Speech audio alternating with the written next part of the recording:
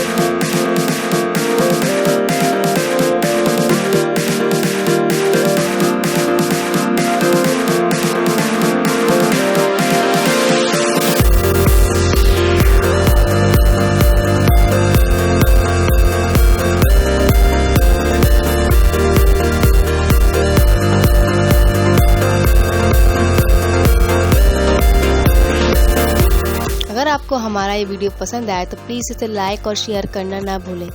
हमारे इस वीडियो को पूरा देखने के लिए बहुत बहुत धन्यवाद।